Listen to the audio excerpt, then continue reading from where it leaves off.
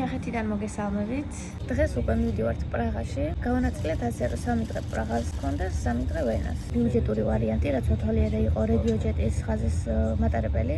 16 евро გადავიხადე ერთ გზაში და უკანა გზა უმიოს ავტობუსის ბილეთი ვიყიდე, ის 16 евро დაждდა და მოკლედ 22 евро. სხვა შემთხვევაში ბევრად უფრო მაღალი ფასები იყო, აი ბევრად. 7 საათი ხო არ არის, ნო?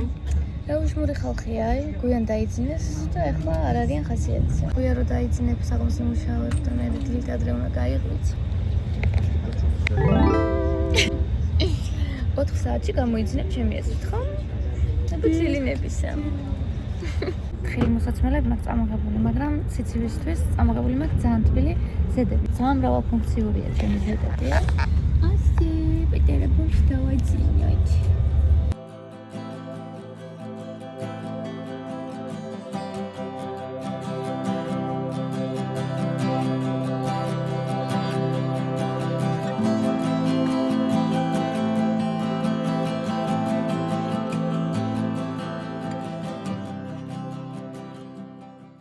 ჩამოვედით პრაღაში, ჯერ ჩვენ სამთან ვერ მივაღწიეთ. მიფიქრია რომ მატარებელმა შეიძლება დააგვიანოს და გვიან გავიდეს.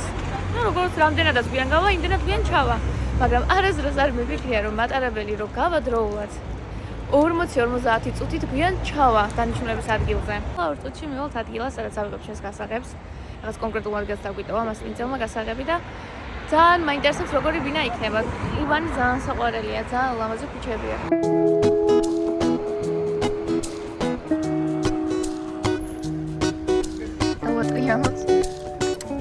და მორჩა.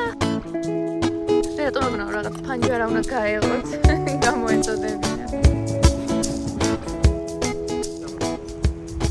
აი ეს უნდა იყოს ჩვენი შენობა. ეს პირველი ოთახი. უფრო ნათელი და მყუდროა. გავიჭრიდოთ გარეთ. აი თავარი ქუჩა საიდანაც ამოვედით. ესეც აქვე მეორე ოთახი, პაწუკა სახლია. ფოტოებში ჩანდა კარგი ხედი და მართლა საყვარლობა. ერთი ღამე დავჯავშნე კაცზე 28 ევროთ. მე ძალიან ყვაყოფილი ვარ. იმედია მზის სხივები იქნება. ზეგ ცოტა წუნას ვალდები, მაგრამ დღეს დახვალ კარგი ამინდია პროგრესი.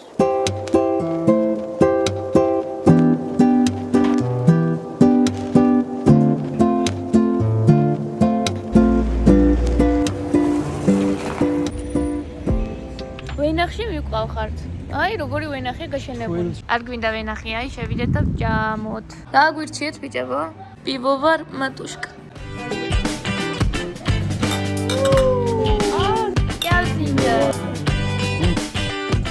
აი კარგი მარკეტინგი.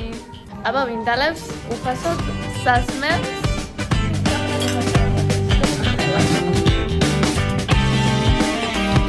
აქ ახლა კუპიურებს ათვალიერებდით და რატო არ გვქლარიო, მაგრამ არის ოცილარი. აი ყოლიანი პრობლემა. პრაღის ღირს შესანიშნაობების ათვალიერებას ვიწყებ ვაცლავის მოედნით. აქ ადრე ყოფილა ცხენების ბაზრობა და მერე უკვე ჩეხეთის ეროვნულ განმათავისუფლებელი მოძრაობის პერიოდში დაერქვა წმინდა ვაცლავის საპატივსაცემოდ. აი ცხენზე ამხედრებული წმინდა ვაცლავია და მის საპატივსაცემოდ დაერქვა უკვე ვაცლავის მოედანი. ეს უზარმაზარი შენობა მოედანზე ყოფილა ეროვნული მუზეუმი, რომელიც მართლა ძალიან ლამაზია. საკმაოდ ხალხმრავალი ადგილია თავისი კაფეებით, რესტორნებით, მაღაზიებით, თანამედროვე და ძველი შენობებით ყველაფერი არის ერთად. გზად შემოგვდა პრაიმარკი. იმდენი ხალხი იყო იქ, ვერაფერს ვერ ვნახავდი. ფეხები ამტკივდა. სანამ ამ ახალგაზრდებმა მოისინჯეს და დაათვალიერეს ყველაფერი, მე იქვე რბილ კომფორტულ დივანზე მოვთავსდი. ხოდადიხარ ამ ხმაურიან ქუჩებში და არის ერთი ამბავი, ქაოსი და უცებ წამიერად, სანამ მაღაზია შაული 10 წამით 7 მუსიკა, შუა ქუჩაში ჩანს როგორ წევს ხალხი და სარელაქსაციოდ მასაჟებს უკეთებენ ფეხებზე.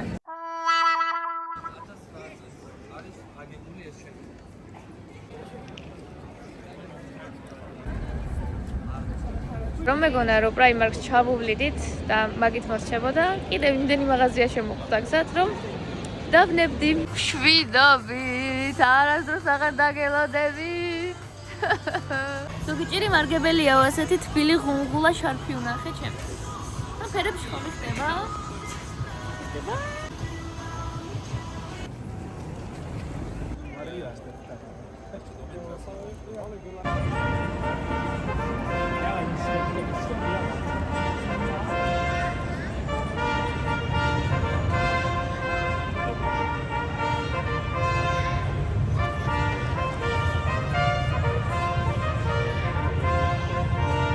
ესეც პრაღის ყველაზე ცნობილი და მისტიური ადგილი, ჩარლზის ხიდი, კარლის ხიდი, აქაურად კარლ მოსტი, რომელსაც 30 ქანდაკება იცავს. ამ 30 ქანდაკებიდან ჯვარცმა იყო პირველი.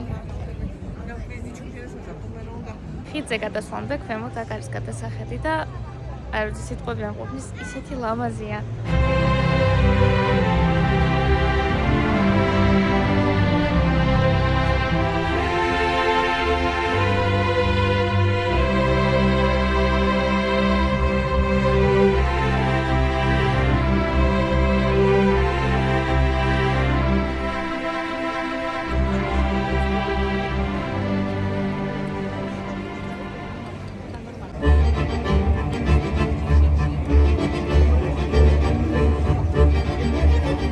ეს ადგილი არის ისტორიული ცენტრი, რომელიც ძველ ქალაქს სტარე მესტოს და მალოსტრანას, ანუ მცირე ქალაქს აერთებს თურმე ერთმანეთთან და 9 კილომეტრი ყოფილა ხიდის სიგრძე. ულამაზესი ხედია, ხიდის რომელ მხარესაც არ უნდა დადგე.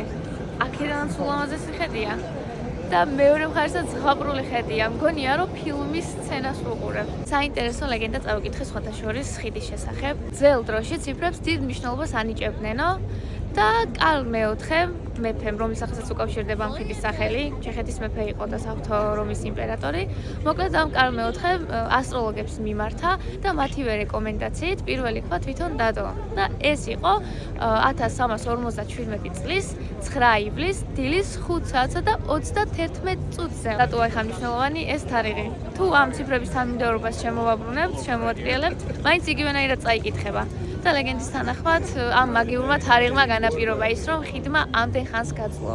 ეს ნისლი, სიბნელე, განათებული ქანდაკებები და მთვარე ზემოდან, მთვარეც ნისლშია. ეს სახურავებით ზუსტად მოჩანს. აი, ყველაფერი ერთმანეთთან არის სრულ ჰარმონიაში. ცოტა მისტიურია, ცოტა მშვიდია, ლამაზი. არაფერი ისე არ უხდება ამ ხიდს, მე მგონი, როგორც მთვარე და ნისლი.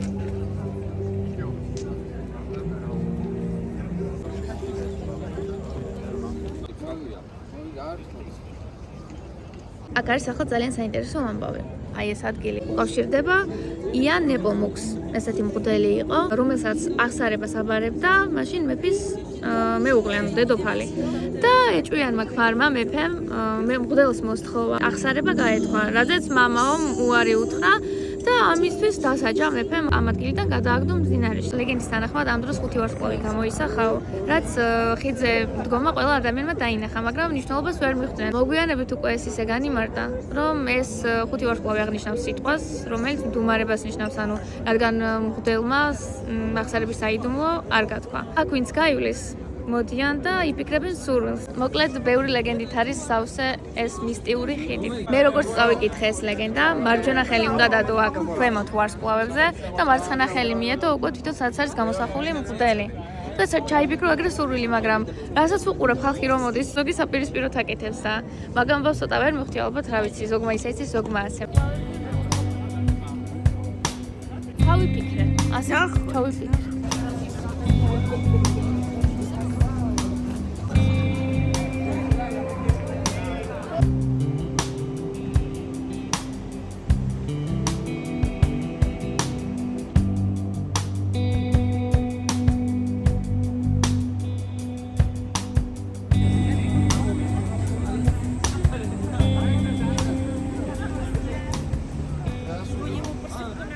რაღაც ლეგენდარულ ადგილას მოვედით. პრაღის ნეკნებითია, გემრიელი ლუდი და საჭმელი უნდა დავაგემოვნოთ, მაგრამ ყოფილა თურმე რეზერვაციები. ჩვენ ეგ არ ვიცოდით, 1-20 წუთი ველოდეთ ხიდს. თან ვარ ძალიან დაღლილები, აი ძალიან. არის ძალიან დიდი სივრცე და სუდაჯავშია. მინდა რომ ენერგია მოვიდეს საიდანაც, მაგრამ ძალიან დავიღალე. ძალიან მეგობრული, სტაფის ქართველი წევრი გავიცანით. ესე იგი, ზუსტად 10 წამზე თუ გააჩერებ, 10 ევროს ფასდაკლებას გაგიკეთებენ. ვიხადაროთ. რომელი ადამიანური ზომა, რომელი? აი ჩვენი. აი ეს უფრო ლუდია. აი ეს მესმის. ოპ. Bravo. Sangaya. Sangemrielია. Fri რუხელი соуსით და პარმეზანი. მსგავსი ფრი არ მქონდა გასინჯული და ესეც ძალიან კარგია. შეგვეცდა ნახში როგორ მოვიტანეს საქმელი, არ ვიცი ამ ხელა ვიდეოს დროს.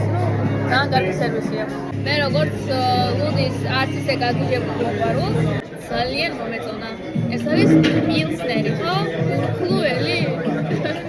არ ვიცი, პილსნერი რო არის, ძალიან გემრიელია. აპლის ლიქიორი გვაჩუქეს და გავიმაჯოს.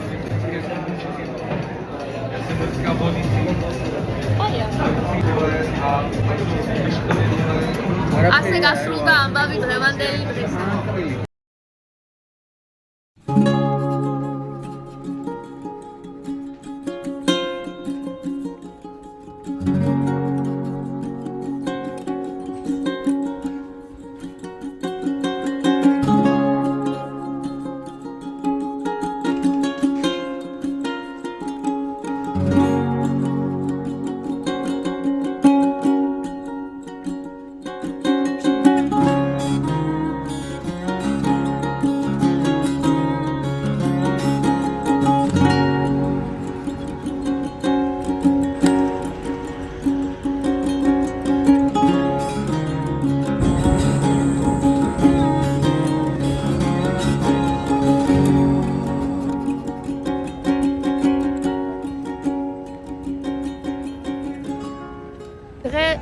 სხვა ენერგია ტრიალებს აქ. ეს ის ადგილია გუშინ რომ მაღაზიებში შევიარეთ. აი წინის. გუშინ აქაც ხო ვიყავით. დღესეთ უფრო სიმშვიდეა და რაღაც ხვანაირი აღსაქმელია და საღამოს საკმაოდ ქაოსური და ენერგეტიკული იყო. ამ შენობებში მზე ძალიან უხდება. ძველ შენობებს, რომშიც ეგრე აი მზე რო ანათებს 100-ჯერ და 1000-ჯერ უფრო ლამაზი და ფერადი ჩანს. ძალიან ბევრი ტრამვაი არის, ერთი რო გაივლის, მეორე მოყვება. ორივე მიმართულებით, აი ძალიან ბევრი დადის და ავტობუსივით დადისკო წაღან ვამბობდი და მე რო დავფიქრდით, მე მგონი ავტობუსი საერთოდ არ არის და მაგიტო ამდენი ტრამვაი. მოკლედ ამ ტრამვაიზე ლაპარაკს მოვაყოლეთ, რომ მე მახსოვს, რომ თბილისში რაღაც მსგავსი ბავშვობაში ნანახი მაქვს. არ ვიცი მიმზევრია თუ არა, ოღონდ ტრამვაისავით კი არ იყო ეს დაბალვესებზე დადიოდა. ავტობუსს გავდა, ძველი ყვითელი ავტობუსები რა ყოფილი მრგვალი, აი მაგას გავდა და ზემოთ დენზე იყო შეერთებული 2006 წლამდე თურმე. დადიოდნენ ტროლეიბუსები, რადგან 2006 წლამდე იყო, მე 98-იანი ვარ და ესე იგი მაქვს ნანახი. ახლა შემოვედით Starbucks-ში, რო გავსინჯეთ ამათ ყავა. მე რაც მაქვს ინტერნეტში ნანახი, ყოველთვის ორი ფრონტია ხოლმე. Starbucks-ის ყავის მოყვარულები და ჰეითერები. გავიგოთ ჩვენ რომ მხარეს ვართ.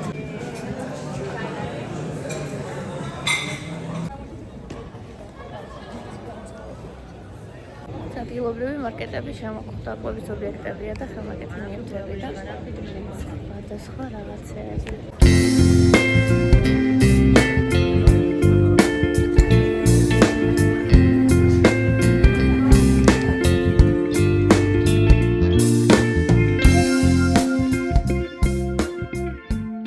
ცოტა მიიმალა, მაგრამ ქალაქის ფერები მაინც კარგად აღიქმება. ახლა გამოვედით სტარომესტკის მოედანზე. ეს არის ძველი პრაღის, აი Old Town Square-ს რო ეძახიან. ეგ ადგილია და სტარე მესტოს, ანუ ძველი პრაღის გულია.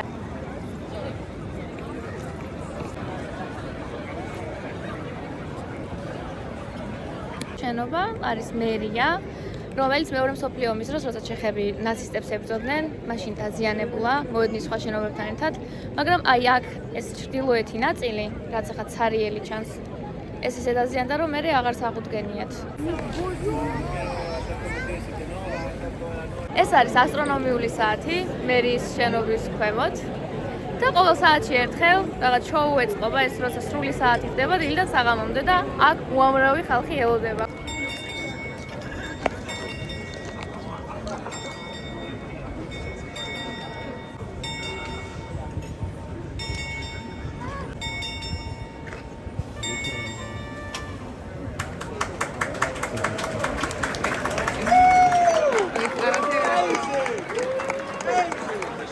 როგორც კი მორჩა ყველა გაისურს, ანუ თითქოს მეც ველოდებოდით.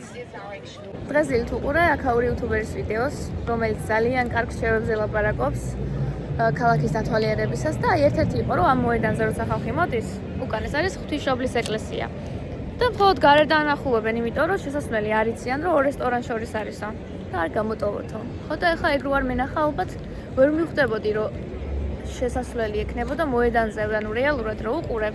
შთაბეჭდება გრჩება, რომ უკანა მხარეს არის საერთოდ სხვაგან, მაგრამ სინამდვილეში წინიდან არის შესასვლელი.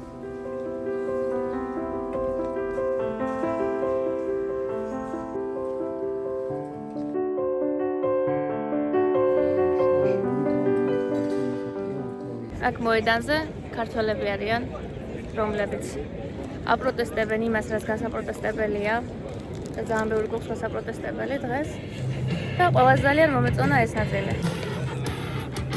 ჯერ აქ და მე აქ.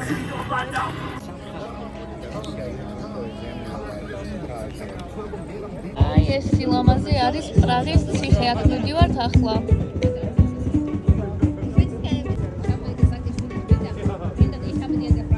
ჩვენ ხომ მოვედით ახლა აქეთ ამ მხრიდან და მივდივართ ხიდის მეორე მხარეს. უკან არის ძველი ქალაქი, სტარე-მესტო და წინ არის მალოსტრანა, ანუ მცირე ქალაქი და მე რატომღაც გუშინ რო შევხედე, იმდენი კოშკი ჩანდა ღამით რო გავხედეთ. რომ პირიქით მეგონა, მეორე მხარეს მეგონა ძველი ქალაქი და პირიქით ყოფილა, იქ არის მცირე ქალაქი.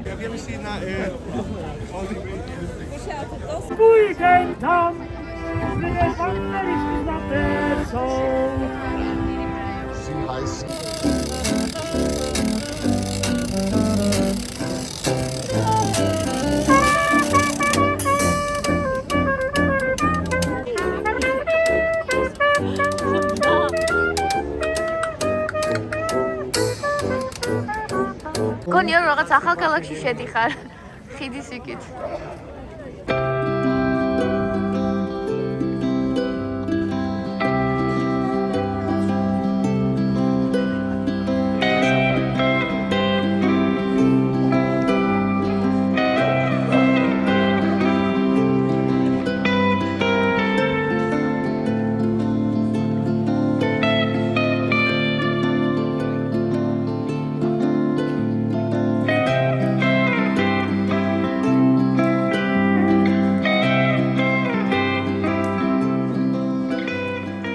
ინტერნეტში ეწერა, რომ 5 საათზე იკეტებოდა კათედრალი და 20 რო აკვდა, მაშინ იყო ბოლო შესვლა. ჩვენ მოვედით დაახლოებით ნახევრისთვის, მაგრამ შესასვლელი დაკეტილია.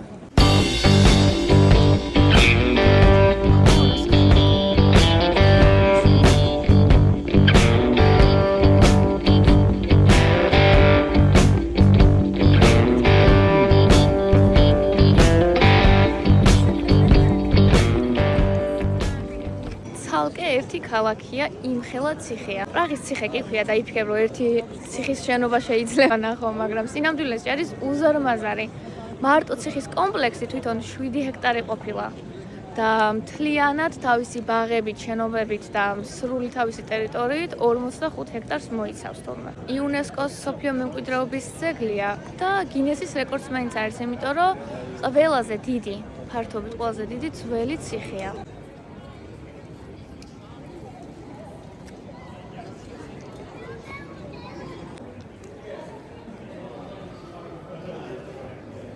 კიდევ ორი სინახვაც გვინდოდა არის კოკროს ქუჩა, სადაც კაფკა ცხოვრობდა, პატარა ლამაზი სახლები რომ არის ჩაყოლებული. 4 საათამდე რო შეხვიდე მანდ, ბილეთი უნდა გქონდეს.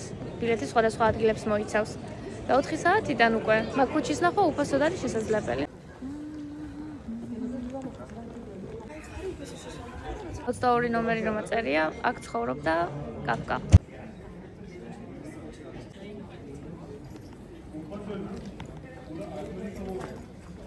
ეს წიგნები დაწერა აქ, ხო? და წიგნის ბოლოს არისო პატარა ბიოგრაფია და აღწერა რატო წერდა ამ სახლში. სულ ეს არის პატარა ოთახი. ამ სახლში მუდმივად არ ცხოვრობდა, თავისი შემოქმედებისთვის წერის ადგილად იყენებდა. ქირაობდა ხოლმე რომ მან დაეწერა.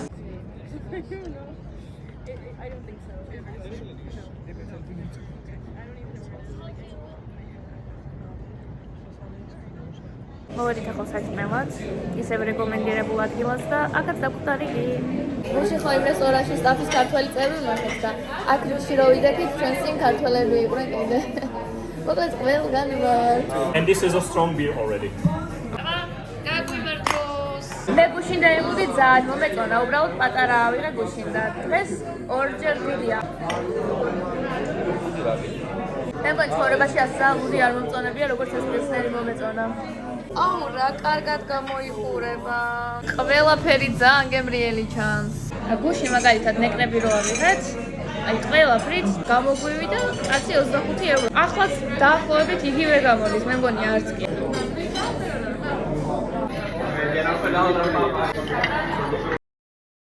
ჩვენი ბოლო დღე პრაღაში დაიწყო წვიმიანი დილით.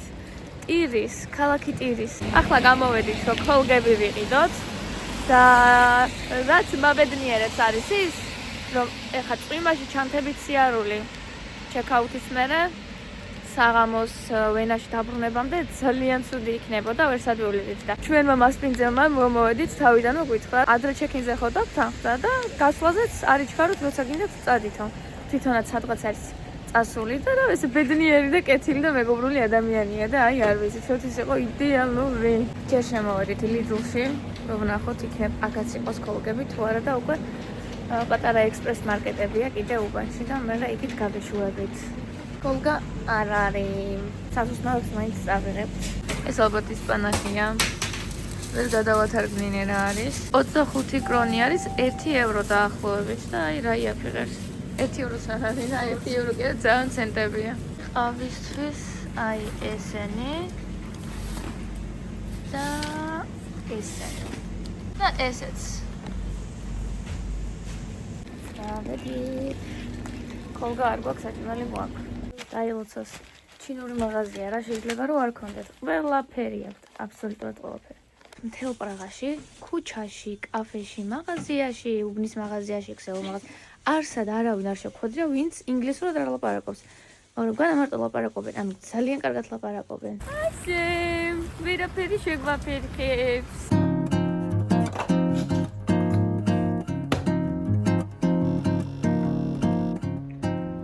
This is a gemrielia. Ცუდი არ არის. Why are you talking so much? Why are you that again? იტალიურად გითხარი, ბანგლადეშური აქცენტით და გემრიელი საუზმეა. Oh, কেমন আছো বন্ধু মিও? დილას ნამდვილად არ სულს ბანგლადეშური აქცენტი. কেমন আছো বন্ধু? Ah, বন্ধু. Kamu jadi tamatina normal jatuh nih, teh ya, tadi tahu macam tu. Ada. დილით ნამდვილად არ სულს ბანგლადეშურის მოსვლა. Oh, you are very bad girl.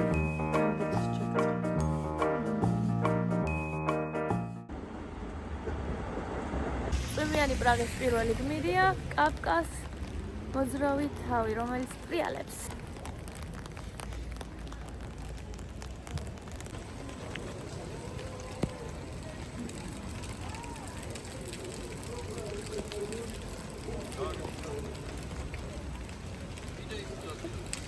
აბა რამდენი ტონაა თუ გამოიცნო?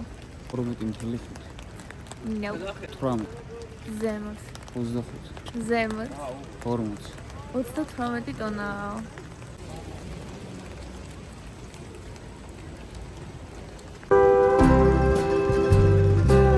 ეს რა წვიმა, ლუი.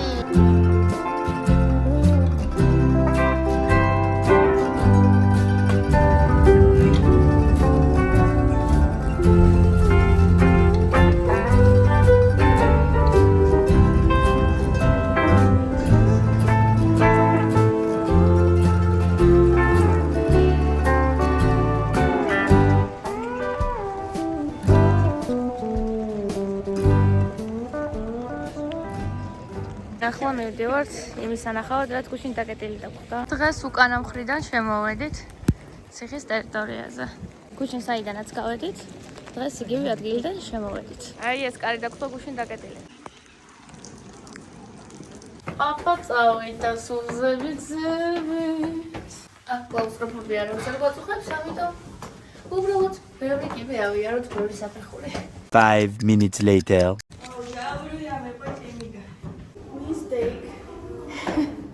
ნანოთ თუ არა თქვენს გადაწყვეტილებას? გავიგებთ რაღაცა. 285 საფეხურიაო ამ კოშკზე ამბობდნენ ალბათ. რაც პრაღაში ვჭამეთ ამ დღეებში. აი ეს კოშკი არის ცოდვების გამოსასყიდი. ამიტომ უნდა ვივარჯიშოთ, რომ ვიყოთ ძლიერები. მაგრამ ვინც ვარჯიშობენ ისინიც მოკდნენ. აღარც შორფი მინდა და არაფერი აღარ მინდა. მოვედით და მოვაღწიეთ.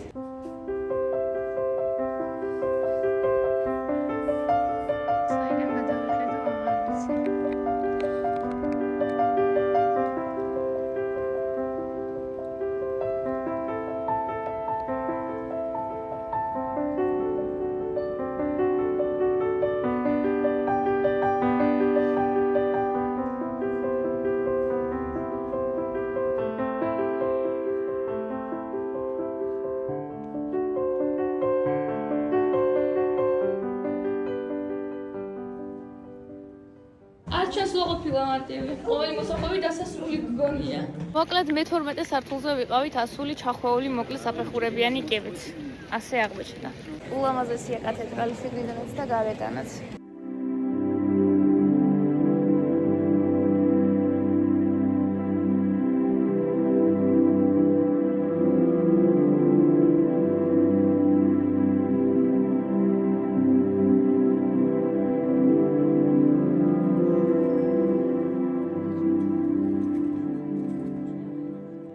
არც ქარია, არც სიცივე და არც ძალიან წვიმს.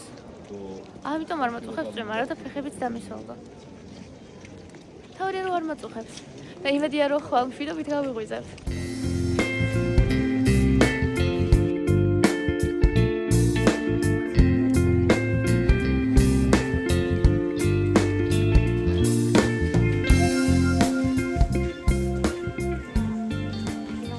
ძალიან მიმზიდველად გამოიყურება ეს პაბი.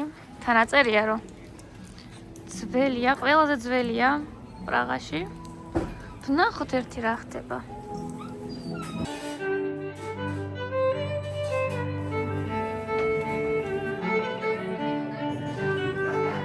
შუა საუკუნეების სამყაროში გქონია თავი ისე მოწყობილი ეს პაბი და სინათლეც არ არის არსად, ყველგან მხოლოდ სამთელი დევს. ჩვენ კარგია ფანჯარასთან მოვხდით. მაურიანად და უხეშად მოგმართავენ. ლუდის დააბრეკვა, გასხედით მომაგვათმა და ჩვენ ცოტა გვეკვირდა. მე აქ რო წავიკითხე, წერია რომ დღევანდელ დღეში აღარ ხართ თქვენ ხართ, ახლა მე-14 საუკუნეში და აქ ცოტა უხეშად მოგმართავენო. მაგრამ საუკეთესოდ მოგემსახურებიან, რომ კარგ მაგიდასთან დასხეთ, კარგად ჭამოთ, კარგად ცვათ და იმაზე ღარიბი წახვიდეთ, ვიდრე მოხვედით. სხვადასხვა წერია, რომ აქ მეფეები და კიდევ გამორჩეული ადამიანები, მათ შორის მოცარტიც, აქ დადიოდნენ დასალემად. გაგიძლია აქ დააბრახუნოთ.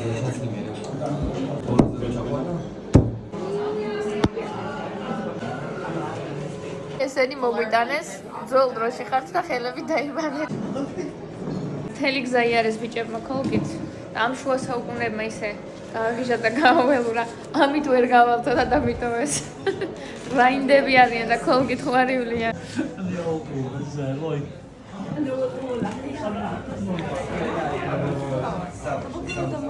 პრაღა იყო 10-დან 100,000 მილიონი, ძალიან კარგი იყო. მიუხედავად იმისა, რომ ბევრი რაღაც დაგვჭა სანახავი, საერთოდ არანაირი პრობლემა არ არის, იმიტომ რომ შანსი არ არის, არ ვფიქრო, რომ კიდევ მოგინდეს ჩამოხვიდე და თან მალე ჩამოხვიდე და რა ვიცი, როცა იქნება და გაგრძელდება დანარჩენი სანახაობების ნახვაც და ყველაფერი. გუშინაც და გუშინწინაც ხომზე იყო და ხო ვიარეთ, მაგრამ აი ამ წვიმაში და ბოლო დღეს ისე გავერთეთ, გადავწყვიტეთ, რომ იმდენით რო გვაქვს, რომ ყველაზე ვიწრო ქუჩა რაც არის აქ, ანუ საფეხმავლო ქუჩა, რომელზეც შუქნიშანი აყენია, ისეთი ვიწროა. და ეგ მაინც გვინდა რომ მოვასწროთ და ვნახოთ. როგორც იქნა მეც ვიპოვე საკიდი, რომელსაც ვეძებდი. ისეთი პატარაა, რომ ფიზიკურად ვერ დავინახეთ და მე სადაც ხალხი იდგა, მივხვდით, რომ იქ იქნებოდა. აი, ეს პოტატუნა ქუჩა, ყველაზე ვიწრო ქუჩა ჩეხეთში. ისეთი ვიწროა, რომ საფეხმავლო შუქნიშანია. წავედით. ჩვენი გზა. აი, ხიდით ჩანს აქედან.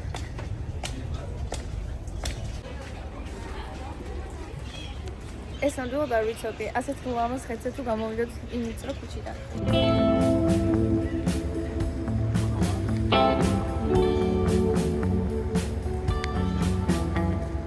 ასე გამოიყურება იდეალური დამშვიდობება პრაღასთან.